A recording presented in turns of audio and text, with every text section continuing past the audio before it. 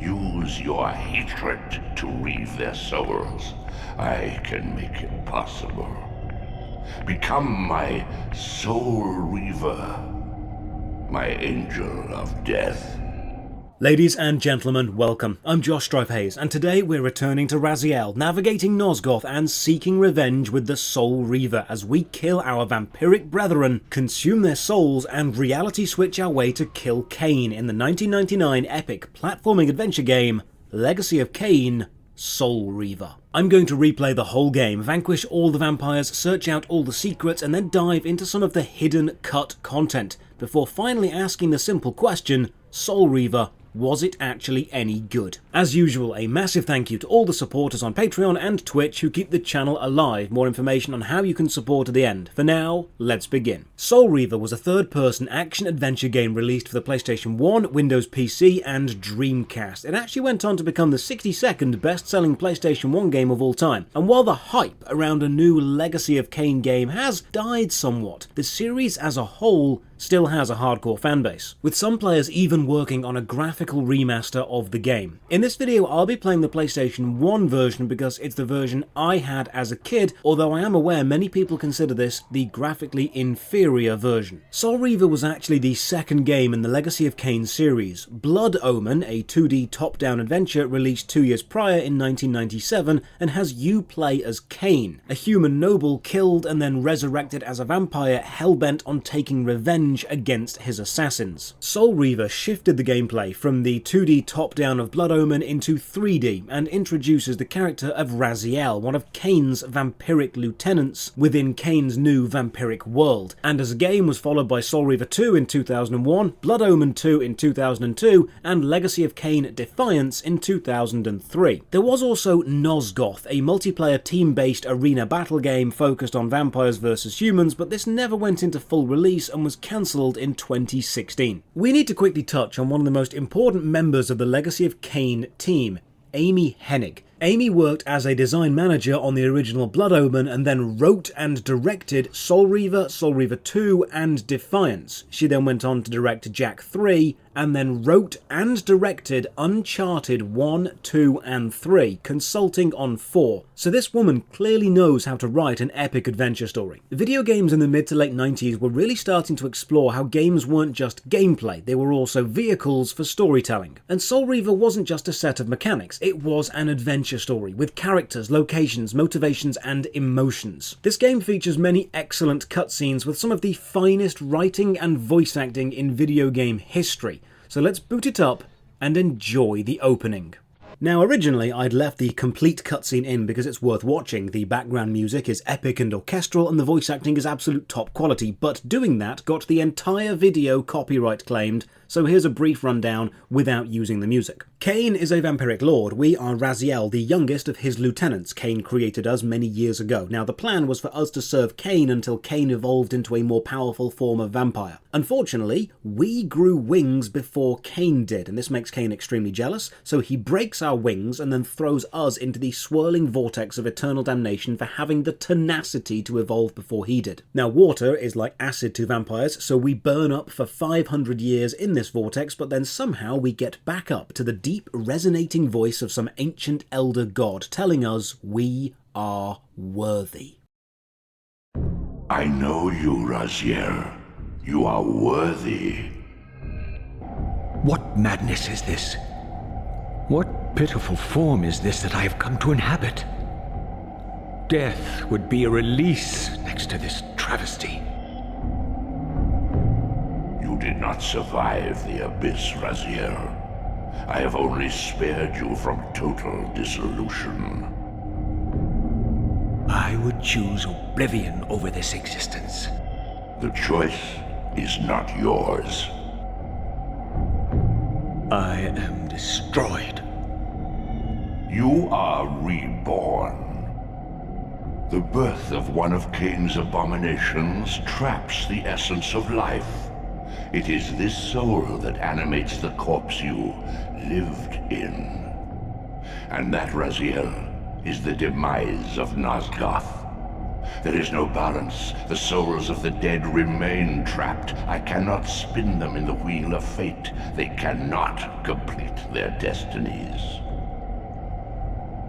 Redeem yourself. Or if you prefer, avenge yourself. Settle your dispute with Kain. Destroy him and your brethren. Free their souls and let the wheel of fate churn again. Use your hatred to reave their souls. I can make it possible. Become my Soul Reaver, my angel of death.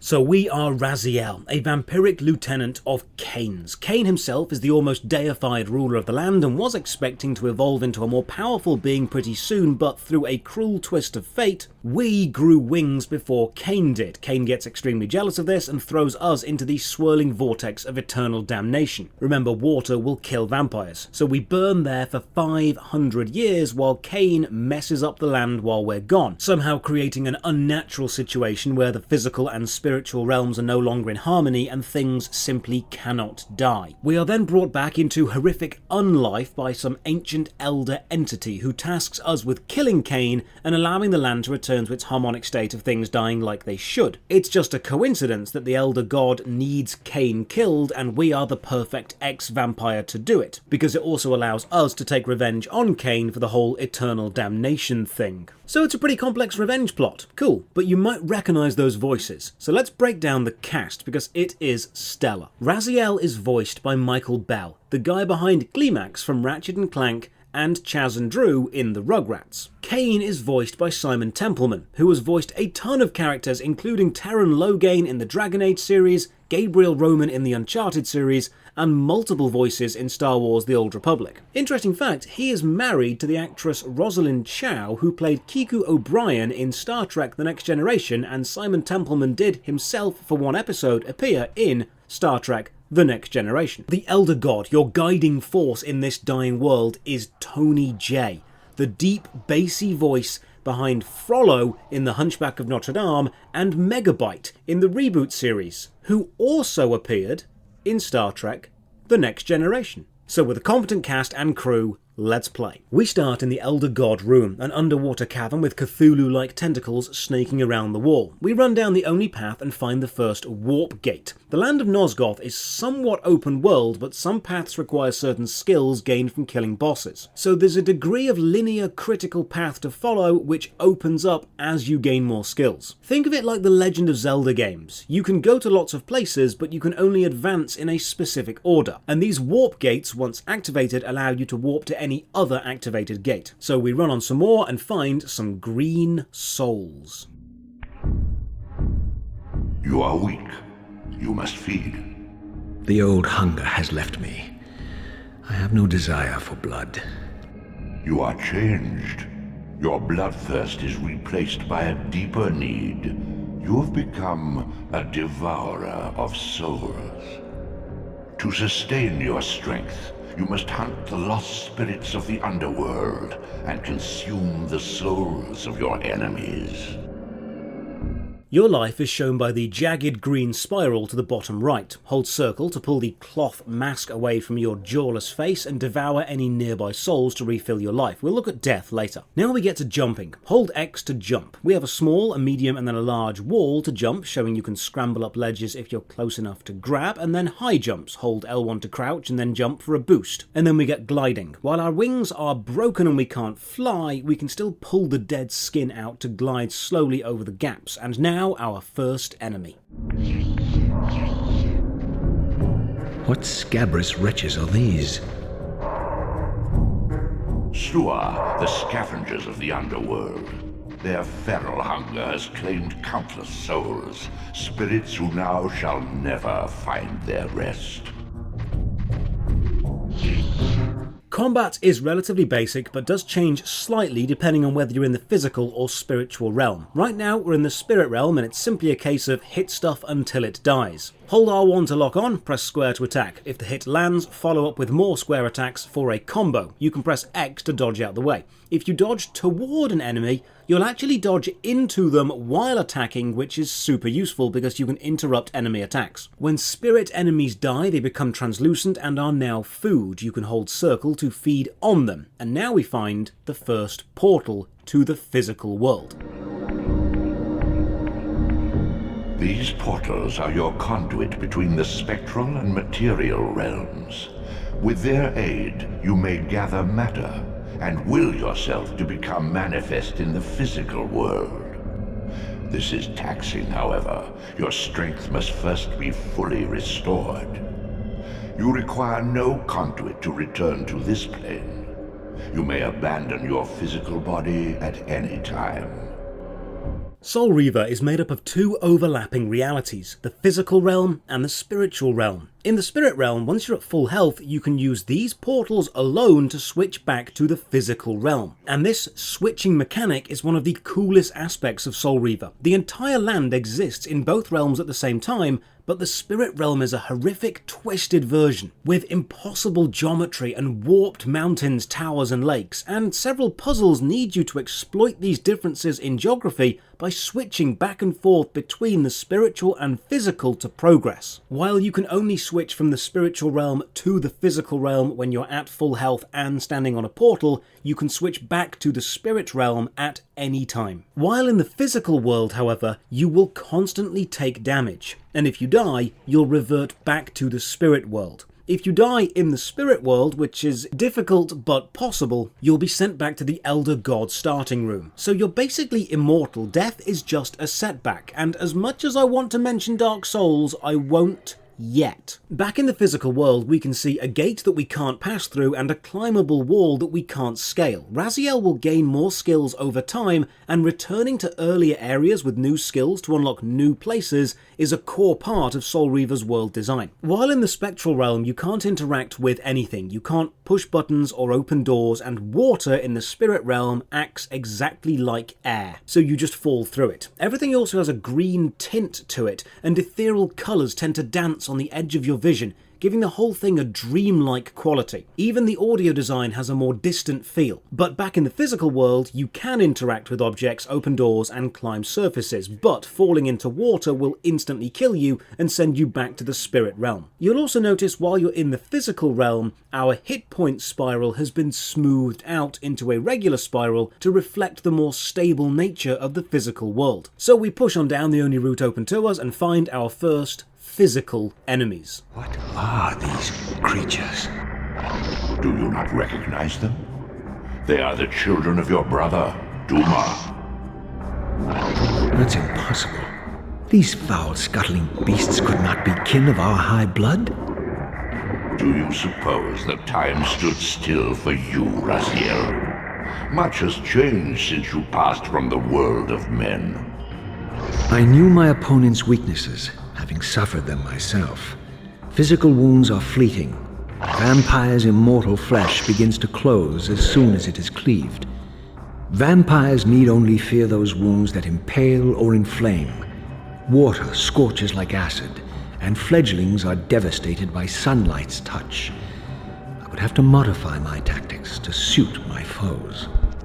Combat in the physical realm is a bit different. The enemies you'll face are the 500-year-old spawn of your vampiric brothers, and as vampires themselves, they can't be killed by just being slapped around enough. You'll need to use the environment or weapons. Once you've hit a physical enemy enough, they become stunned. You'll see bloodstains on their body and they'll start to sway. You can now press triangle to grapple them and pick them up, and you'll have a short time to carry them and throw them, either into water, fire, sunlight, or onto something spiky. Tougher enemies can't be carried as far. Killing an enemy releases its soul so you can eat it, but a very important note. If you impale an enemy with a spear and then don't eat its soul, and then remove the spear, the enemy will get straight back up, because you need to eat the soul to destroy an impaled body. The first fight not only tells you this, but gives you access to spikes, sunlight, and water, and the camera angle showing the water even shows a strange spinning artifact under the water, hinting at secrets for later. Kill the enemies and now we get access to blocks. You can move blocks, pushing them around and later flipping them. In fact, the later sections of the game really push block puzzles to the extreme. So we move this block over to a ledge and jump up. What I adore about Soul Reaver's intro is it introduces a mechanic, explains it, and then gives you a chance to use it immediately. It's densely packed and extremely efficient. It gets the player very confident with Raziel's core moveset very quickly. The whole intro is brief and yet very well paced, so we head outside and reach the Sanctuary of the Clans.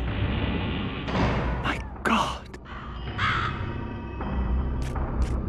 The Sanctuary of the Clans, reduced to ruin. Beyond these walls lay the pillars of Nosgoth, the seat of Kain's empire. How humble it now appeared, collapsing into the dust of its former magnificence. And yet, I had only just emerged. In the instant between my execution and resurrection, centuries had apparently passed. This world is wrecked with cataclysms. The earth strains to shrug off the pestilence of Kain's parasitic empire. The fate of this world was preordained in an instant by a solitary man. Unwilling to martyr himself to restore Nosgoth's balance, Kain condemned the world to the decay you see. In that moment, the unraveling began. Now it is nearly played out.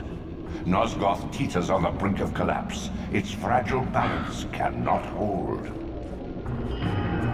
We need to get into the Sanctuary. It's likely where we'll find Kain, but the doors are locked, so we need to search for a way in. This is also the first time you'll encounter spears and generates one of my very few complaints with the game. The game doesn't actually mention spears at all. It just kind of lets you figure it out. You can grab them if you're close enough to the tip with square, and then you'll attack with them. You can also hold triangle to throw them, and if you throw them at an unsuspecting enemy by holding R1 to sneak up on someone, you'll impale them instantly without having to fight. Kind of like a backstab. Down another path you'll find this very striking door, meaning another gate room. Now gates don't have names, they have symbols, and you'll need to memorize the symbol of all the gates to know where you are teleporting to. Now if you were remaking this game, it would be a super useful feature to have a list of symbols, or maybe even a map, and this brings up my biggest single complaint about Soul Reaver, the single factor that is keeping this game a 9 out of 10 and not a 10 out of 10. It does not have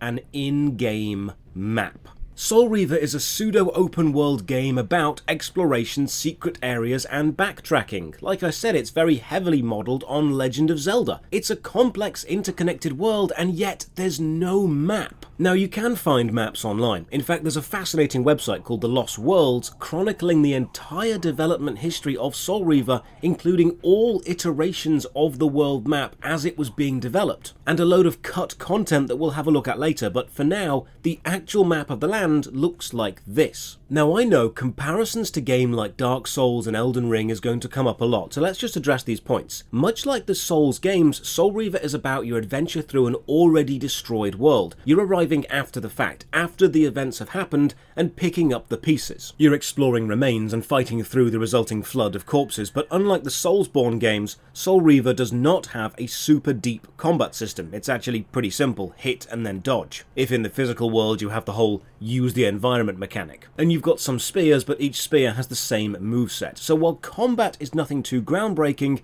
it's also not really the focus. Soul Reaver is a platformer, and it's the exploration and world which really set it apart, because just like Dark Souls, or the more recent Elden Ring, Soul Reaver starts somewhat linear but then opens up. It has massive optional areas that you can completely miss. I even found an area I'd never been to before while replaying the game for this video, and I've completed this game multiple times. Beyond that, Soul Reaver also has a magic system. Spells Raziel can find and then spend magical energy to cast, but they're also completely hidden. If you follow the critical path of Soul Reaver to finish the game as fast as possible, you will miss about a third of the game world, and you will completely miss the magic system. In his video on Elden Ring in extra punctuation, Yahtzee mentioned how open worlds work well when they have the confidence to not lead the player to every single bit, to let areas be missed. And it's this confidence in mystery that makes Soul Reaver feel so special to play.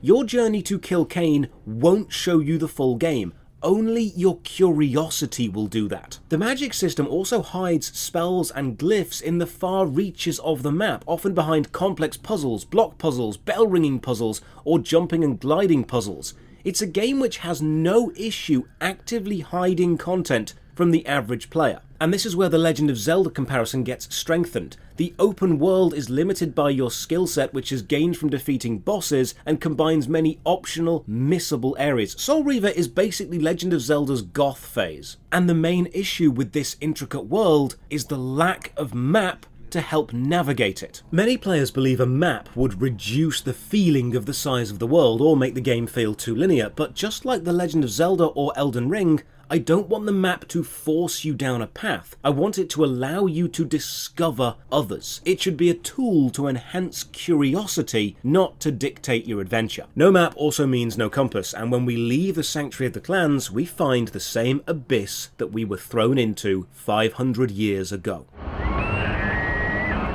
This, at least, had remained constant. The endlessly swirling vortex of the abyss, my tomb, and the womb of my rebirth.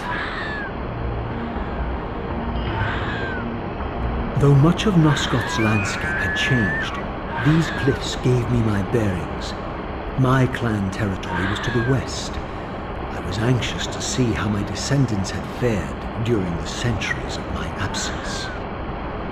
Being told our clan is to the west is difficult to use with no compass, but it does give us something to go on, because when the cutscene ends, the camera has been moved around to face the direction, which is a nice narrative design touch. Raziel's old stronghold has fallen into disrepair and is infested with more lesser vampires, and hey, we can move this big block, but this item is still not accessible. Remember this for later. We unlock the teleport gate here, and oh, here's a nice touch. Physical objects can't move in the spirit realm.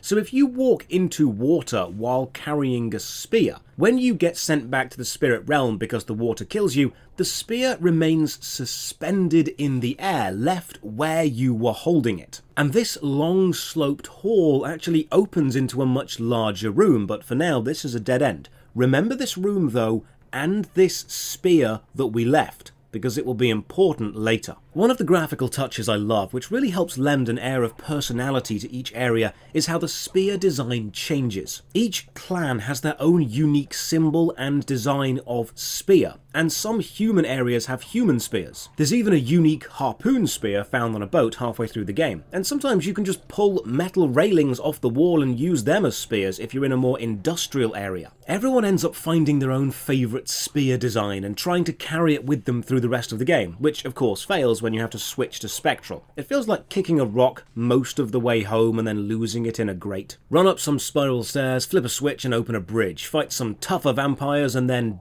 don't attack this human. Because if we leave this guy alive, we actually unlock a hidden faction reputation mechanic. Humans still exist in Nosgoth, mainly in the human stronghold to the north of the map, but that stronghold is a completely optional area. You can finish the game multiple times and never go there. But here's the cool part. There is a hidden respect system. If you kill the first human being you encounter, humans will hate you and attack you on sight. But if you leave him alive, the rest of the humans that you encounter will now drop to their knees and worship you. They'll even let you feed a very small amount on their soul without becoming aggressive. This makes collecting all of the hidden magical spells later on a lot easier, as one of them needs you to travel through the human stronghold, and if the humans see you as a deity, they just let you waltz in and take it. We push on through our own stronghold and out the other side and reach the graveyard, the outskirts of the clan of our brother Malchiah.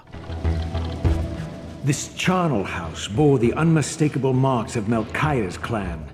To what depths had our dynasty plummeted if these ghouls were the descendants of my high-born brother? Were they so debased as to recruit fledglings from the desiccated corpses here interred? With the Sanctuary of the Clans locked, we may as well pay a visit to our youngest vampiric brother Malchiah, see how he's fared over the last 500 years in this slowly decaying world. So we push on into this graveyard charnel house and eventually find a room that we can't climb, and this is the first major puzzle needing us to switch back and forth from physical to spectral, and our first encounter with a wraith. Beware, Raziel. These wraiths are vampire spirits, fettered too long in the spectral realm. When their vampire natures adapt to this plane, they become eaters of souls. Do not allow these spirits to re-inhabit their corpses. Wraiths only exist in the spiritual world, but they do have a body in the physical, and if they're able to get back to that body, you'll have to deal with the physical enemy as well. In the spiritual world, they just have more health, they're not really that much of a threat. So we traverse this room by switching back and forth between realities, and then a new move. Flip blocks up onto ledges, which is another perfect example of a new mechanic being introduced in an unmissable way, and then immediately required for a larger puzzle. Soul Reaver does stacking its mechanics together exceptionally well. And now the Pendulum Puzzle, which not only needs us to switch between the physical and spectral, but also teaches the player how to exploit physics in both. Standing on this pendulum-style platform in the physical drops it down one side because of our weight while raising the other. And then the entire puzzle is about flipping blocks to figure out a way back to the first room, but this time we can switch to the spectral realm and jump onto the higher side of the pendulum in the spectral realm, which means it doesn't move, letting you jump across the room. And now another advancement in block puzzles. Flipping doesn't just raise or lower blocks, it can also switch their facing. And now we need to flip the blocks to match the symbols in the alcoves before pushing them in. And doing this gets us access to another block higher up, which we can push down to a previous area, and now we can double stack and jump to a new ledge. Multi-leveled dungeons with pushing blocks down holes to be used earlier is another perfect comparison to the old Legend of Zelda dungeons. This brings us to a giant room-size lift, a multi-floor puzzle made of steel and stone. Malkaya is below us, so we need to drop this structure down. So we explore the corridors, and you get the first payoff for sparing that human earlier. This dude won't attack you. The first stage of this puzzle is switching some giant gears back on and then watching this massive mixture of metal and flesh purr into life. And then we push some flaming blocks around a track and use the fire to burn some wooden support beams above them, and then on the lowest level we place the flaming blocks into the central podium to unlock the lowest gate. Now this puzzle is fun on the surface, but if you stop to think about it, it doesn't make too much sense. It works from a purely aesthetic, oh they go there because it looks nice design level, but as for why this structure was built this way in universe or what this structure actually does, I have no idea. So we go down the tunnel and find our first brother, Malkaya.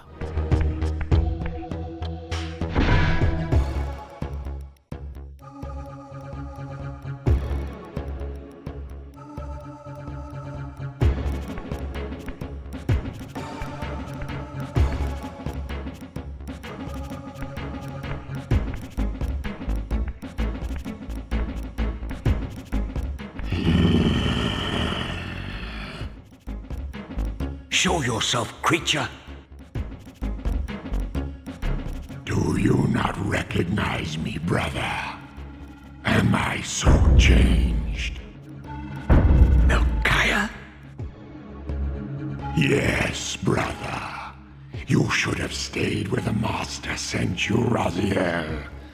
You will find Nosgoth less pleasant than you remember. What has become of my clan? Answer me, little brother, or I will beat an answer from your horrid lips. Everyone is afraid, sibling. You awake to a world of fear. These times of change are so unsettling. Do you think I feel no revulsion for this form? Do you believe for a moment that our Lord would risk his empire upon an upstart inheritance? Enough riddles. What are you saying? You are the last to die. All boss fights in Soul Reaver are gimmick fights. You aren't strong enough to go toe-to-toe with any of your brothers in a fistfight because you've been burning in a lake for 500 years and they've been horrifically mutating. And even if you were strong enough, the combat system simply isn't complex enough to really allow that kind of gameplay to be engaging, so you defeat each of them by exploiting the scenery and the arena they are in. Now, each of your brothers has developed a special unique skill and they will use that in the fight against you. Malkaya can phase through insubstantial barriers like spiked gates. So we need to hop around the room, jump into these small alcoves, open these spiked portcullis style gates, wait for him to crawl toward us, and then drop them through him. Eventually, when he is weak, he will phase into the larger central arena, and we need to quickly hop away and activate the giant ceiling crusher. Tell me, Melchiah, where can I find Kain? The Master is beyond your reach, Raziel. He makes himself known when he sees fit, not when commanded.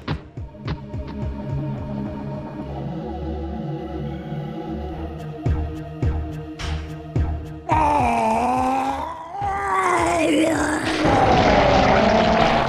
am released.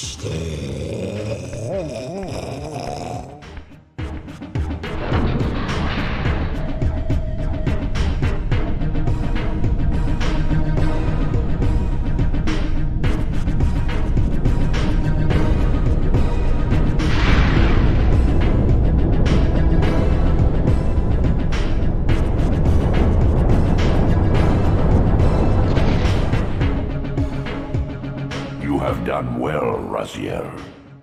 Am I reduced to this? A ghoul? A fratricide? Elevated, Raziel, not reduced. Consuming Melchiah's soul has endowed you with a new gift. Insubstantial barriers such as these are no impediment to you in the spectral realm. Will yourself to pass through, and you shall. Killing a brother gets you their soul and their specific power, so now we can, while in the spectral realm only, phase through any incomplete barrier. We're told to backtrack to the Sanctuary of the Clans because with this new skill we can now find a way in. But if you decide to just wander off by yourself, you'll find hidden rooms and secret passages already. The world is so densely packed with content it'd be impossible to find it all on your first playthrough. Even just exploring around with the phase power, I managed to pass through a gate and find this strange artifact.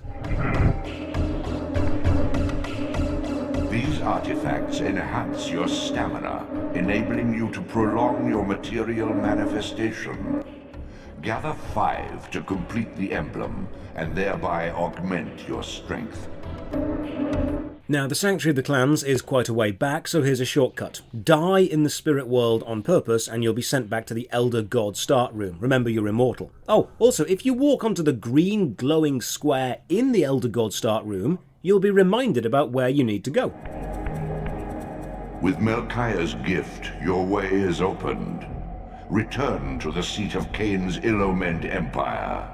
Its sterile silence has secrets yet to unveil. So we go back to the Sanctuary of the Clans, switch to the Spirit Realm and use our new ability to phase through this gate into the building, and oh look, another artifact. This means there's a life-increasing artifact on the critical gameplay path, so you're guaranteed to be exposed to this mechanic at least once. So we push on inside, fight through a few more enemies, and finally enter the central room and meet Kain.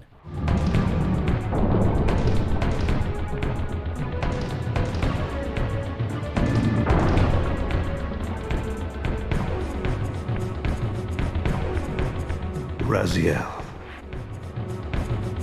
Kain!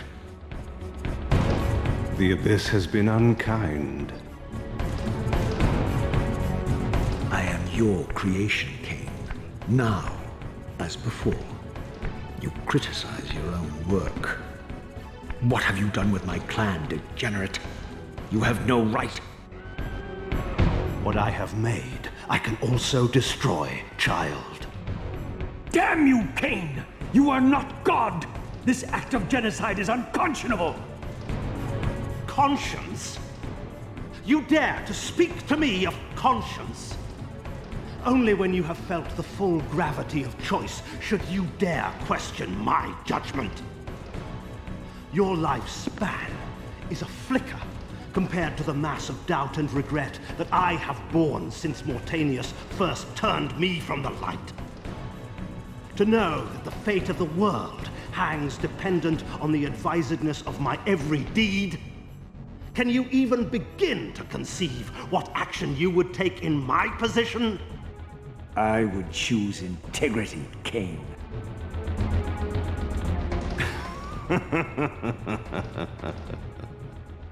Look around you, Raziel.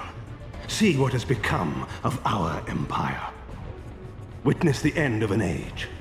The clans scattered to the corners of Nosgoth. This place has outlasted its usefulness. As have you.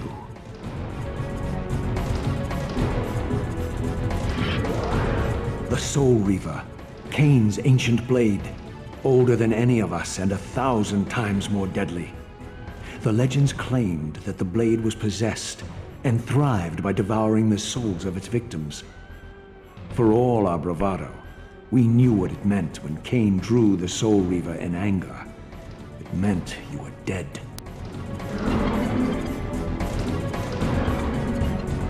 Soul Reaver is one of the few games where even if you've finished it hundreds of times, you do not skip the cutscenes. The fight with Kain is again gimmicky. He teleports around the room and charges up a burst of energy. You need to run up to him and hit him before he completes the charge. Do this 3 times, and then you've beaten him.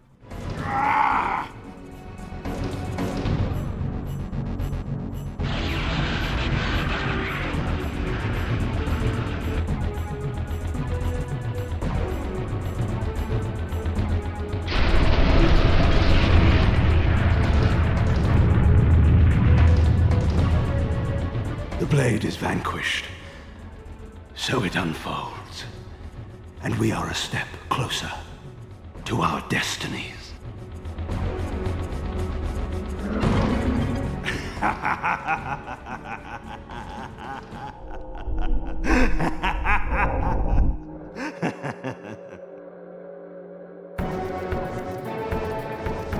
I swore I saw a glint of satisfaction in Kain's eye when the Soul Reaver was destroyed. I did not understand the game that Kain was playing, but I knew the finishing move.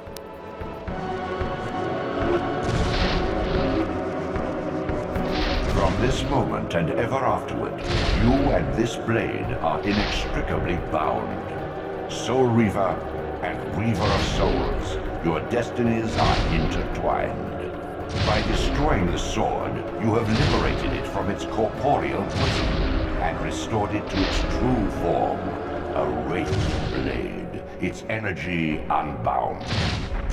No longer a physical blade, it can only manifest itself in the material realm when your strength is fully restored.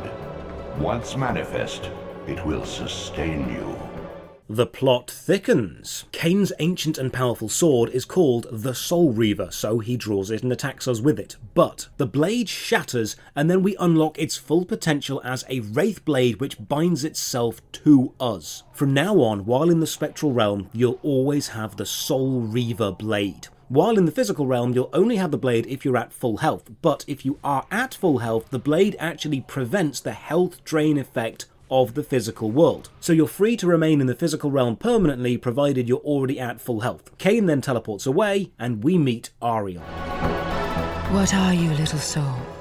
Another of Kain's creatures come to taunt this bound spectre. I did not intend to disturb your rest. Rest.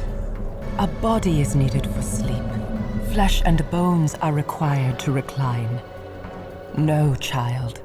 All I may do is watch and remember, ceaselessly conscious as this wretched world's history unfurls.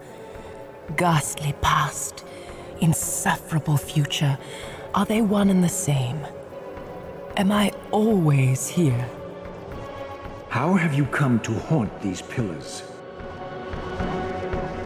Kain refused the sacrifice. The Pillar of Balance, corrupted to its core, stands as a monument to his blind ambition. Now these pillars serve only to bind me here, my prison and eternal home, thanks to the avarice of your master, Kain. That bastard can claim no allegiance from me.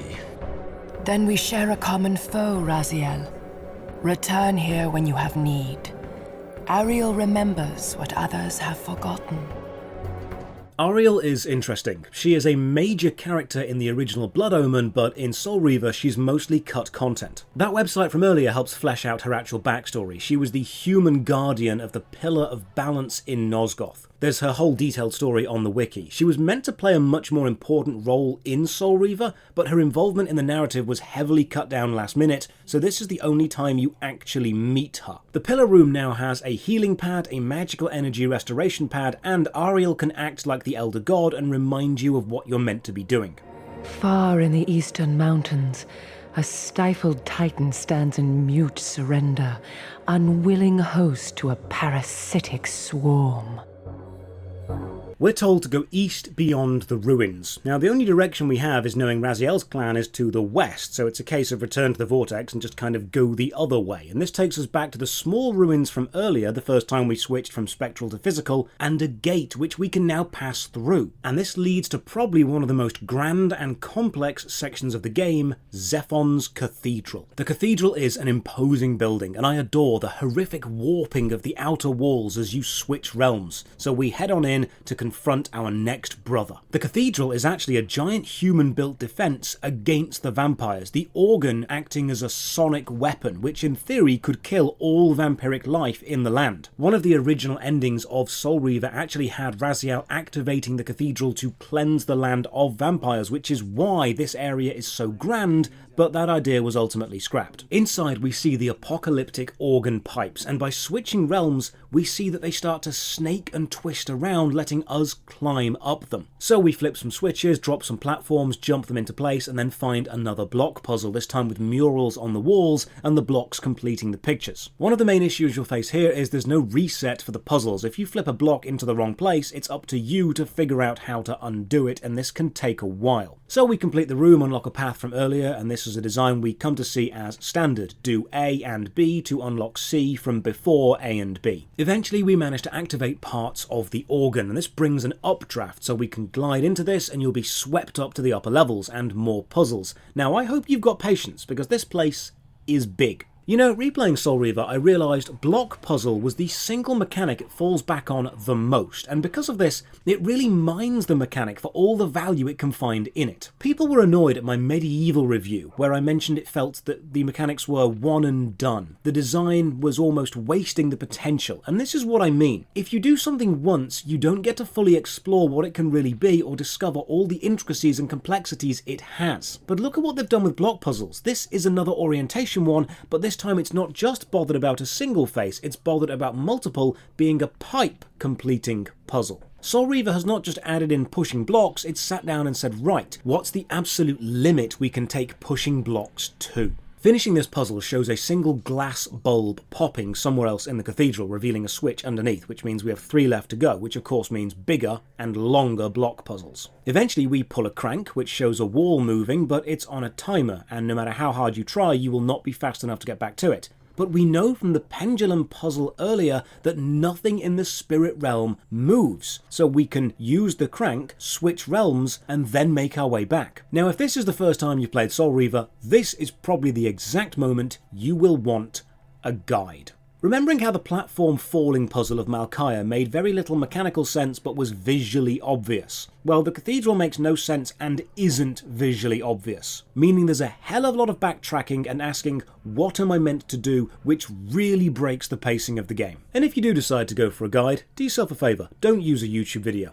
Go for a classic 90s text-based ASCII art fan-made guide. God, I love these things. I remember as a kid I printed off complete guides just like this and sat on my floor following them to the letter to collect every spell and find every secret, and it was just the best time. I miss guides like this. Eventually I find the most difficult block puzzle yet, a complex mix of hieroglyphs, and when you do finish the first part, more blocks fall from the ceiling, and then after a good 30 minutes of pushing and flipping, I finally unlock another health relic. This wasn't even needed to finish the cathedral. Goddamn, so much of this game is extra content and you don't even realise. I actually do get lost for a while, because despite actually going the right way, you need to perform a mechanic the game has in no way told you about. In this room, these pipes have 3 lids. You need to interact with a lid to lift it up and find the right combination of open lids to create the correct noise to break more of the glass caps. But you never need to lift up a cap before this point. You never need to do this again.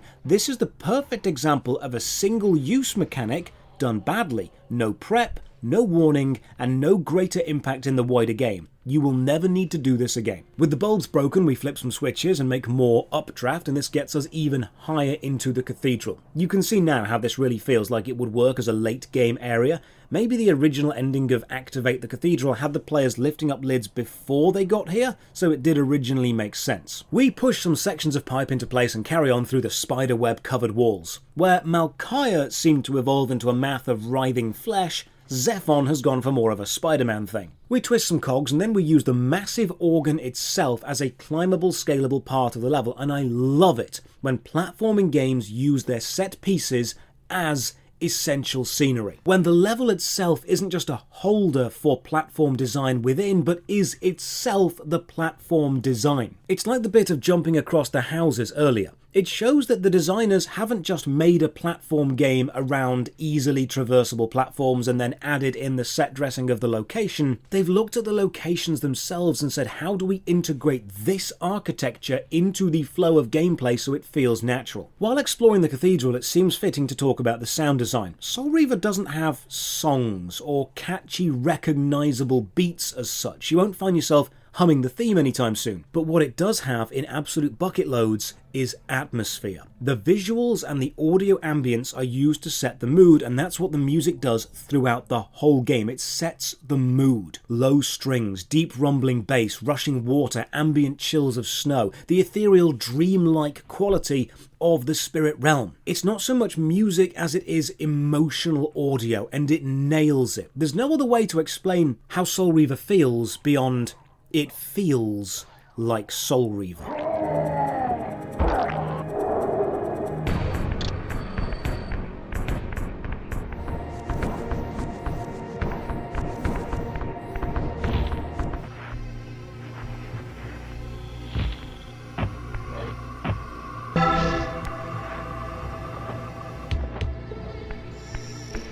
Find another teleport room, and oh look, the symbol for Zephon is actually a bit spider-like, and this is how you end up remembering where gates go to. Symbol association with the feelings of the places. Eventually we find a dead human hunter holding a flaming crossbow, the pilot light still flickering, and while we can't take the item, it will be useful to us soon. And now we can walk into the heart of the cathedral, Zephon's lair. Zephon, your visage becomes you. It's an appropriate reflection of your soul. And you are not his handsome Raziel anymore. His precious firstborn son turned betrayer. You have missed so many changes, little Raziel. Look around you. See how the human's weapon of destruction has become my home. Indeed, my body. A cocoon of brick and granite from which to watch a pupating world. A crevice in which to cower, only scuttling from the shadows to devour a victim already ensnared in your cowardly trap. But you've made the mistake of leaving me unbound, and it is you who must succumb to my will.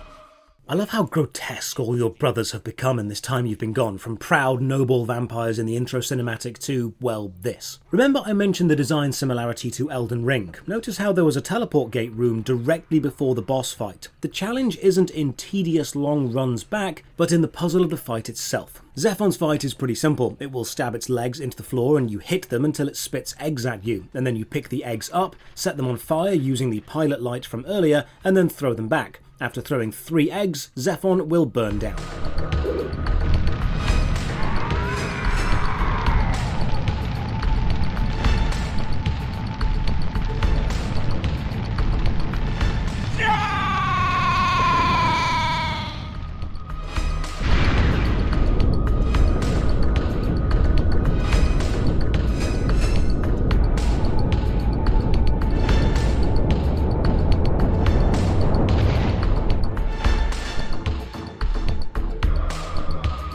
Consuming Zephon's apostate soul has bestowed on you a new gift. Like his vampire spawn, you are able to scale certain walls which are otherwise impassable, but only in the physical realm. In the spirit world, these insubstantial edifices will not support you. Killing Zephon gets us our next skill, the ability to climb up certain walls, but only while in the physical realm, and much like phasing through gates, this opens up so much more of the map and so many more secrets. Replaying Soul Reaver, especially as a game that I very much like, is so frustrating because it's so close to being a perfect adventure game, held back by the tiny issues of knowing where you can use certain skills, not having a map, and having small one-off mechanics like lifting the lids. It's so frustrating that they almost had perfection. Now we can climb walls, we return to the pillars of the central room and climb up around the outside, traversing the room and unlocking the next area, the Tomb of the Sarafan. The ancient tomb of the Seraphim, once impenetrably sealed, now ravaged by Nosgoth's upheavals, its mysteries lay exposed. In the time of Vorador, centuries before Kain was made, the Seraphim warrior priests waged a merciless war against the vampire tribes of Nosgoth. Emboldened by righteousness, they committed unspeakable and indiscriminate acts of violence, massacring fledglings and ancients alike. They decimated entire bloodlines in mere decades. Now their husks lay here, murderers enshrined.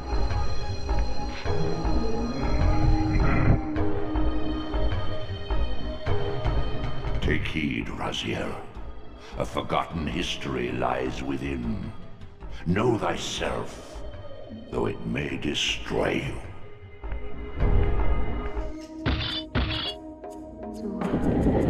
As I pulled the stone free, a sigh of sepulchral air escaped the inner chamber. I was not prepared for what lay beyond this threshold.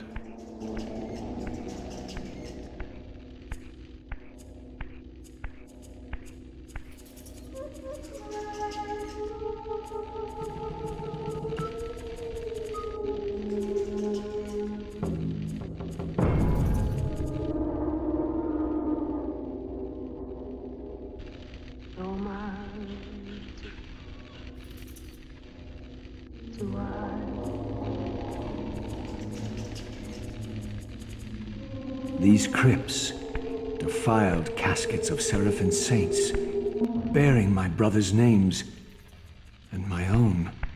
The irony of Kain's blasphemous act rushed in on me with the crushing force of revelation.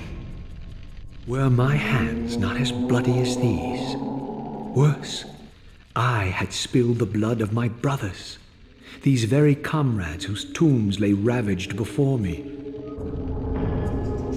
Yes, Raziel, you were a Sarafan, born of the same force that all but destroyed your race. Before the dawn of the Empire, you were chosen. Kain, Nosgoth's solitary self-declared monarch, plundered this tomb and raised you from these crypts. Breathing his vampiric gift into your defiled corpses, he resurrected you as his favored sons. For this revelation to make much sense, players needed to have followed the plot of the first Blood Omen game, where noble human Kain is killed by some assassins, but brought back to life as a vampire. Kain goes on an epic quest to find a cure for vampirism, which involves him meeting Ariel, and then the Oracle of Nosgoth, later revealed to be Mobius the Time Streamer. Kain defeats the dark entities of Nosgoth, but then discovers the cure for vampirism is ultimately his own death. And he has become the unexpected successor of Ariel and is now in control of the Pillar of Balance, which keeps the lands in unity. Now, the original Blood Omen has two endings. You can choose to kill yourself, or you can choose to spite the world and go on living. And this is the canonical ending, so refusing to kill himself, the Pillar of Balance becomes corrupted. And in a final insult to time itself, Kain not only lives, but raises the body of the Sarafan priests, humans he once respected deeply, up as vampires themselves. This adds more weight to the Elder God's earlier description of the land. He said it was covered in Kain's parasitic empire. The world has died because Kain chose to live. And your vendetta against Kain is revenge for your vampiric self being cast into the abyss for 500 years, your original human self being resurrected, and the Elder God's desire to not see the pillars continue to be corrupted. You are in effect the embodiment of Kain's defiance. You are a living paradox, a Sarafan vampire. The tomb itself also has one of the coolest realm transitions. Switching from the physical to the spiritual has the floor drop all the way beneath you and open up the next path toward the Sunken Abbey. And now we have the first mini-boss, important enough for a cutscene and a new technique, but not quite an actual character. This thing shoots projectiles at you, and once you defeat it by throwing it into the water, you can now charge up balls of energy and fire them from your hands. If you have the Soul Reaver active, you'll shoot from the blade. If you don't, you'll just throw a translucent orb of power. Now these orbs can knock enemies back, stun enemies, smash glass windows, and even move blocks from a distance, so block puzzles are now even more complex. And it trains the player this straight away, because there's a target-looking thing on the wall almost encouraging you to shoot it, and when you do, it's a block which gets knocked backward, revealing a path, which is a lovely little sequence of events, and then more blocks that you can shoot to jump up higher. And here's a bit I always forget: a huge cavern with a boat in it. Soul Reaver excels at having vast parts of the map be both hidden and far larger than needed, so you're encouraged to explore. This boat also has a unique spear on it you can't find anywhere else. It's a harpoon. It's kind of a shame that different spears don't have different stats or different elemental damages. I feel they've missed a trick with design there. Onward to the Sunken Abbey and our next brother, Rahab. Walking into a new zone now feels less intimidating and more, okay, let's do this. We've got the skills and we've got the strengths to conquer. We know that vampires are weak to being impaled, water, and the sun, but Rahab has overcome his weakness to water at the cost of extreme weakness to the sun, and his brood are the same. Water won't kill these guys, but even the smallest touch of sunlight or fire will. While exploring around the Abbey, I found this excellent Blender animation on YouTube of the entire Soul Reaver game world modelled in 3D, showing how interconnected everything really is. The brilliant use of vertical space in sections like the Cathedral and the Abbey. I have a real love for video game maps, and seeing a fan create something this amazing makes me even sadder that a regular player won't ever see how beautiful Soul Reaver's world is. I'll link this video in the description below. The Sunken Abbey is a lot smaller than the Cathedral, but it's littered with false shortcuts. You'll head down a one-way system and find yourself flushed back out to the start of the level. It's not necessarily more complex, but it is longer because there are wrong choices. It's much more tedious to actually finish. This section on the rafters really takes advantage of the illusion of depth created by the limited draw distance of older hardware. If you could see the whole room, this bit wouldn't feel as gothic and adventurous and as deep, but with the inky blackness of the beyond, Soul Reaver is using hardware limitations to enhance its dark atmosphere. The Abbey is another case of using the model of the world itself to enhance the platform, running across the outside buttresses, over the roof, and this lets you see where you started. And I think puzzles always feel much more real when you can see where you were and visually track your progress through the level. The route through this level also snakes around, which is reminiscent of Rahab's symbol, the coiled serpent. We jump over this bell tower and ring this bell, another single-use mechanic which opens up a door below us. The critical path of the Abbey, when you remove the false shortcuts, is much shorter and more linear than the Cathedral. And finally, we reach the circular pillar room and our next brother.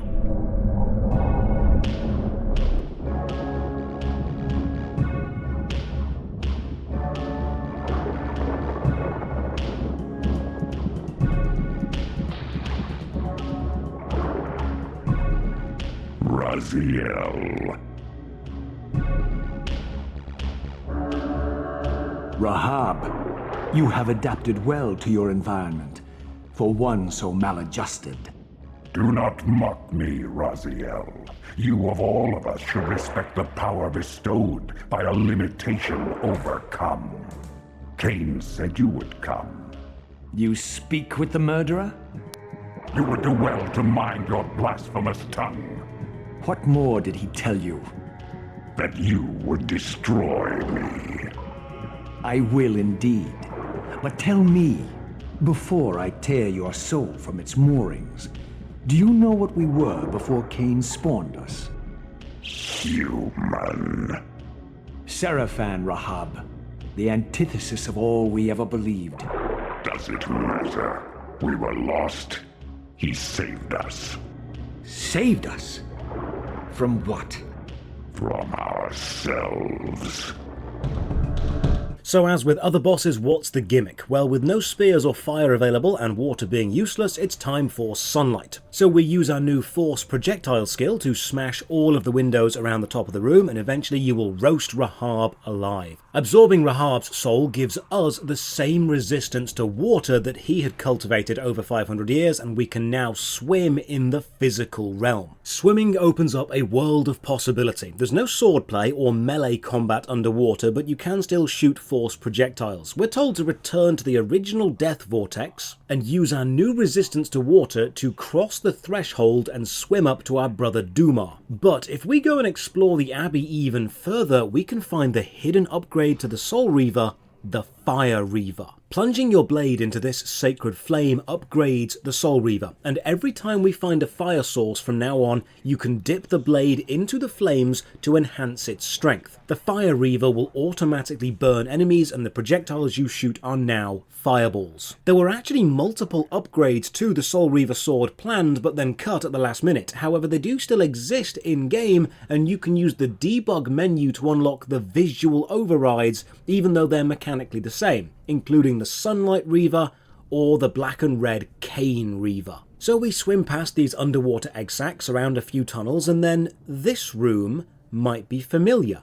A huge room with an opening halfway up, leading to a ramp, and there's our old spear. We are back at Raziel's clan from the start. This is one of the reasons Soul Reaver gets compared to Dark Souls. The map loops back on itself as you unlock new routes. Now we can swim, we can actually unlock access to the Human Citadel, a completely separate secret area of the game, not needed in any way for completion. If we open up the world map drawing, it's hidden here, through the small passageway accessed from the central abyss, but we'll come back to this later. So back to the Vortex of Death, and now northeast to the snowy ruins of Dumar. There are several rooms full of water to prevent you from reaching this place early, and then there's this giant outdoor sundial. Remember this? It's the entrance to the final part of the game, but we need one final skill to activate it. We climb this giant wall and then glide on over into the fortress. Now this whole section is much more focused on puzzle rather than combat because Dumar's clan is all already dead.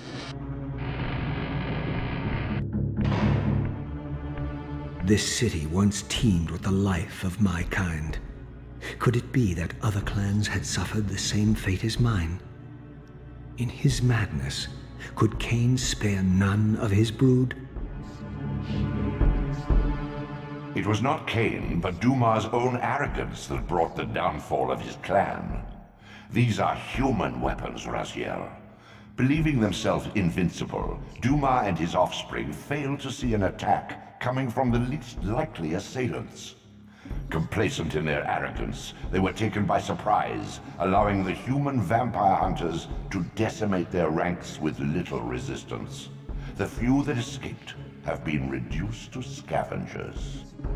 Dumar got complacent, was attacked, and his clan was wiped out by humans, so you're left to adventure through the husk of his base. And this is where the tedious versus fun puzzle design starts to skirt on the tedious side. The rooms are vast, and the block puzzles need you to shoot through various grills and switch planes often. There are lots of corridors and ledges, and while it's an interesting layout, there's a lot of connecting filler sections not relating to the actual base itself. This is a perfect example of an area feeling like it's been designed as a puzzle first and not a realistic area with a puzzling route through it. It actually loses a lot of the charm the cathedral and the abbey had because this is a very square, blocky base. Parts of it feel like a test level more than an actual military stronghold. This is the first time you feel like you're inside a video game and not a realistic location. There are three main parts of this area. The first one is this water and block puzzle room, which needs you to empty a room of water and then move a block from one side of the now empty tank to the other so you can stack up a tower tall enough to jump into a ventilation shaft. And this gets you to the flamethrower room, another massive human-built defense against the vampiric menace. An absolutely enormous flamethrower, needing you to activate some gas pumps on one side and then pull a switch which fires a burst of flame and blows the doors open to a new route. And then this vertical stack of floors, which you can climb by switching back and forth between between realms and jumping up the floors as they morph and twist to different heights. This feels like a very proof of concept way of doing what the cathedral did with pipes. And then you finally glide over this fenced off area into a central monolith and tip it up and smash your way into Dumar's throne room. Dumar himself is staked to a chair, but as his corpse is here, we know he's not dead, so we pull all 3 spears out from his body, he dusts off a 500-year-old cramp, and gets right back up.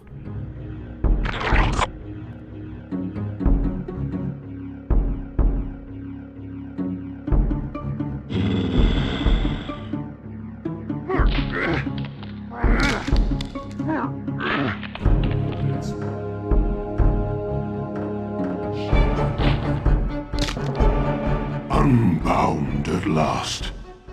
I thank you, brother. Your thanks are premature, Dumar. I have not forgotten whose hands bore me into the abyss. The centuries in limbo have honed my strength. Not even Kain is my equal. Even the strongest vampire is vulnerable. We shall test your thesis, Raziel. My bloodthirst has been superseded by an even darker hunger. I will consume your soul before this day is done. Now this fight is deceiving. The arena doesn't seem gimmicky, and you've seen the spears pin the body down, so maybe you think it's a case of fight and impale him again, but no, Dumar is one of the more interesting gimmicks. And his fight actually plays around with the unwritten rules of gaming. Indeed, rules Soul Reaver itself has been observing up until this point, but you as a player may not realise it. The rules of boss fights happen in boss arenas. The confines of the conflict are always known. The boss can't leave the arena. That's never been specifically stated, it's just been designed around. But if you do stay and fight Dumar in this room, he'll use a variety of attacks against you, stomping on the floor, which stuns you, and then running around you, generating a trail of energy which closes in on you and saps your health. So the fight seems impossible within this arena, and that's because it is, but Dumar is different. As a boss, he isn't limited to his throne room. In fact, he will chase you through the entire facility, and you need to use that against him. Remember the giant flamethrower room from earlier? You need to lure Dumar all the way back through his own base into the center of this room, activate the gas, and then pull the lever while he's standing in the middle.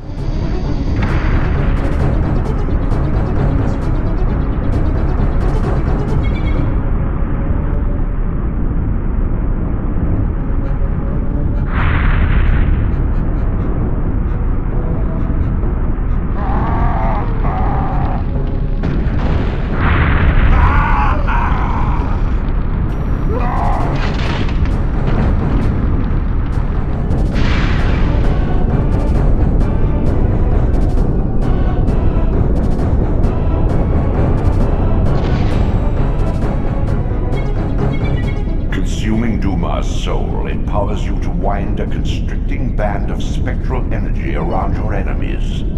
This energy manifests itself in both the spectral and material realms, and in the physical world, it can be employed to manipulate otherwise immovable objects.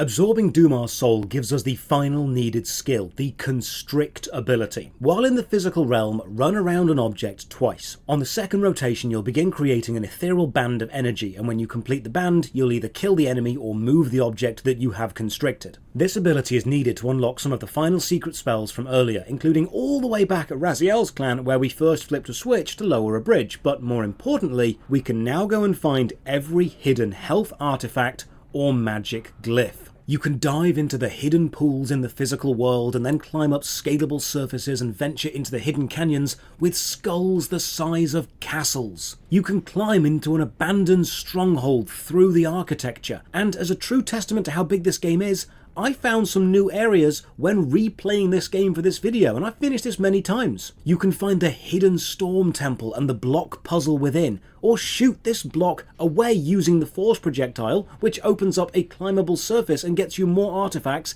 and a hidden teleportation gate. And eventually, you'll even find some magic glyphs. So how does the magic system work? You'll notice that every time you've wanted to switch realms from physical to spiritual, you press select and switch realms is a spell that you can cast for free, but there are many other spell slots, they're just currently empty. You unlock all these via finding glyphs. If you push these pillars over in a hidden cave, you'll unlock the Force glyph. Unlocking a glyph increases your reserves of magical blue energy, and using a glyph costs energy. You can see the cost in the spell screen. And you can refill your energy by standing in the blue refill portals or killing enemies that have blue sparkles around them, or if you're lucky, finding blue floating orbs which only appear in the world after you have at least one glyph. If you manage to find all the glyphs, you'll have a maximum of 52 magical energy, and some spells are effective nukes, bathing the area in sunlight and burning anything nearby to death. This map actually shows you where to find all the hidden glyphs, and while you don't need to do this to finish the game, it's fun to at least say you have. And I believe it's this attitude toward hiding content which makes Soul Reaver feel so magical. Many modern games simply wouldn't feel comfortable spending so much development time on an area or a system that a player could just miss.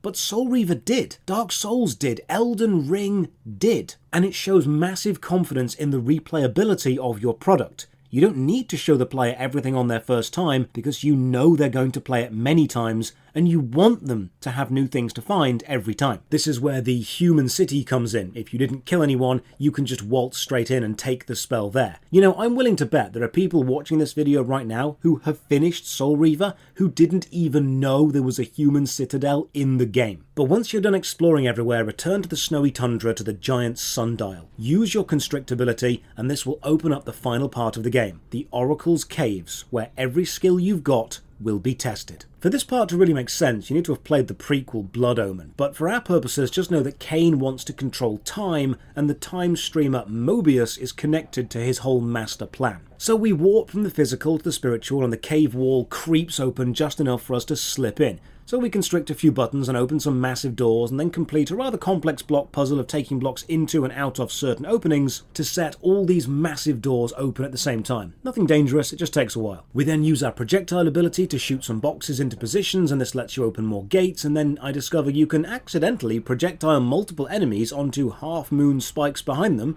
which just felt super cool to do. Constrict some more pillars at this point to open more doors, and this whole place is just one giant lock. Eventually we constrict a cauldron and open the doors to the inner sanctum, the Chronoplast. A statue of Mobius overlooks a giant clockwork puzzle, so we use a lever to direct two beams of light onto the mechanism and open up the floor below. We push a few blocks down, arrange another puzzle, and then jump into the lower tunnels. And despite being the physical world, the whole area is beginning to warp and bend to look like the spectral. It's even beginning to share the green and blue colour palette, showing how the real and the spiritual are merging the deeper we go. These doors are locked with a colour combination lock, so we constrict some more items, and this whole final area feels so densely packed with mechanics that we've not seen before, it can feel like they were rushing to pack in every idea they had. Instead of pacing these ideas out within the rest of the game world, they've just jammed them all into the end, and the constrict ability is almost exclusively used to solve puzzles here, making it feel a lot more like linear progression compared to, say, the gate phasing or the climbing being integrated everywhere. The giant gear room contains even more mechanics, and then we find a swinging pendulum platform, and I'm thinking, hang on,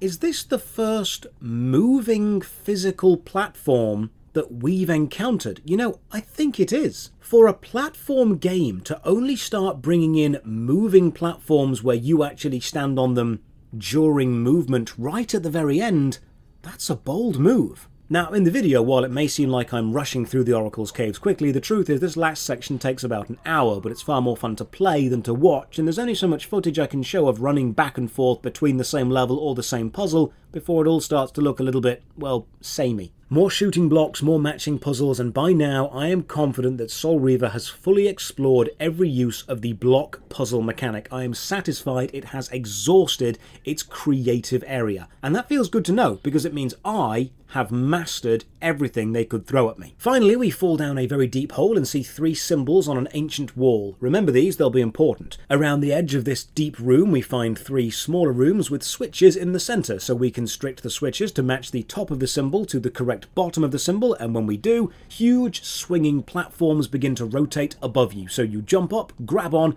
and then leap to a ledge and flick a switch. We do this 3 times in all 3 rooms, and this opens the final door to the planet's mystical interior and another cutscene. This winding path takes you to multiple black voids and shows you events that have been, or are still to be, or even never were. The breaking of the Soul Reaver blade on your own body, the discovery of the Sarafan tomb and your heritage, the confrontation with Kain, but now we have the Reaver, and then an image of us killing Ariel, the previous spirit of the Pillar of Balance. Now this cutscene never actually happens, and Raziel even comments on this not being real, but the original plan for the game's story had Raziel kill Ariel to absorb her soul because her soul was needed to give us the strength to kill Kain. And my guess is they rendered that scene and wanted to use it somewhere. Eventually we reach the final marble doors and walk into the central time construct to confront Kain, and this is a long cutscene, but it is worth it.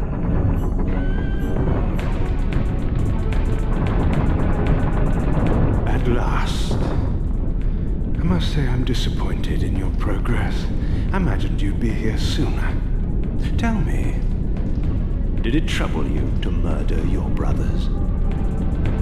Did it trouble you when you ordered me into the abyss? No. I had faith in you, in your ability to hate, in your self-righteous indignation. Lies. You cannot have foreseen all of this. Eternity is relentless, Raziel. When I first stole into this chamber centuries ago, I did not fathom the true power of knowledge. To know the future, Raziel. To see its paths and streams tracing out into the infinite. As a man, I could never have contained such forbidden truths. But each of us is so much more than we once were. Gazing out across the plains of possibility, do you not feel with all your soul how we have become like gods? And as such, are we not indivisible? As long as a single one of us stands, we are legion.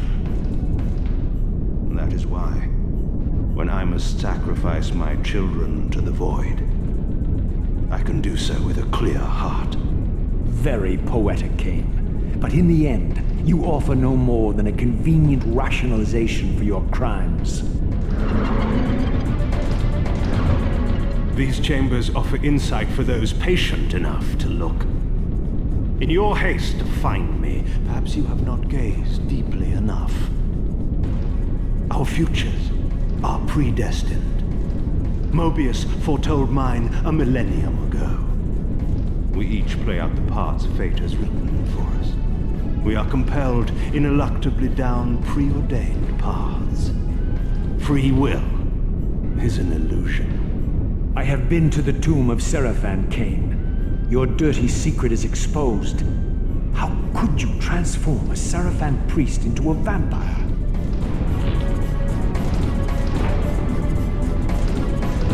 How could I not? One must keep his friends close, Raziel, and his enemies even closer. Can you grasp the absurd beauty of the paradox? We're the same. Seraphan and vampire. With our holy wars, our obsession with Nosgoth's domination, who better to serve me than those whose passion transcends all notions of good and evil? I will not applaud your clever blasphemy. The Sarafan were saviors, defending Nosgoth from the corruption that we represent. My eyes are opened, Kain. I find no nobility in the unlife you rudely forced on my unwilling corpse. You may have uncovered your past, but you know nothing of it. You think the Sarafan were noble, altruistic? Don't be simple. Their agenda was the same as ours. You are lost in a maze of moral relativism, Kain. These apparitions and portents. What game are you playing now? Destiny is a game, is it not? And now, you await my latest move.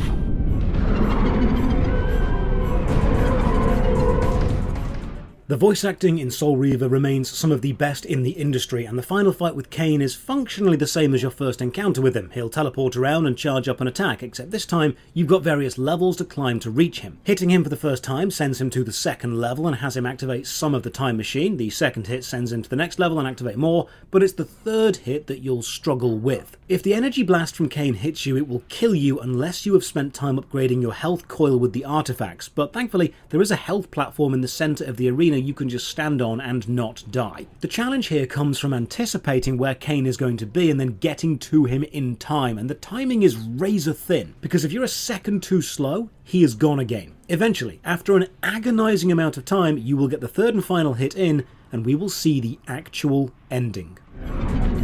You nearly had me, Raziel. But this is not where or how it ends. Fate promises more twists before this drama unfolds completely.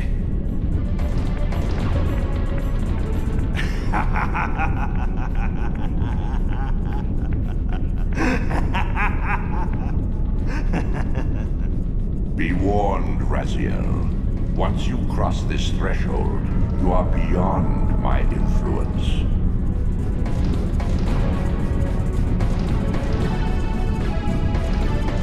Welcome, time-span soul.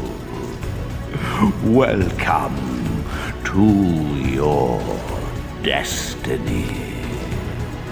So Kain activates the time machine and throws himself in, we follow through, meet Mobius the time streamer, and that's the game. It's continued in the 3 sequels, Soul Reaver 2, Blood Omen 2, and Legacy of Kain Defiance. The online arena, Nosgoth, isn't considered part of the narrative canon, so now we've gone back and replayed the whole game and found all the secrets, we can finally ask, Soul Reaver, was it any good? Soul Reaver is, at its most critical essential core, a linear adventure game about killing a few bosses and progressing to the final boss. You traverse the world with an increasing number of skills, and each boss gimmick is related to its own strength or weakness. And if that was all Soul Reaver had, it would be acceptable but not great. It's what Soul Reaver adds beyond the critical path which help it stand out. It's a platformer which finds the platforming sections within its own diegetic architecture and doesn't rely on just adding random ledges or handholds to make sense. You truly feel like you're traversing the land itself and not an unnatural video game path added over the land. It's set in the end of a long-standing battle between vampires and humans where both sides have lost, and it lets you explore that depressed reality, visiting your corrupted brothers and the last bastions of humanity equally. It's a world of magic with no reason to be excited about it, so it remains hidden, revealing itself only to players who look for it. The world is broken but connected. The fight is effectively over and yet still raging within small pockets of resistance.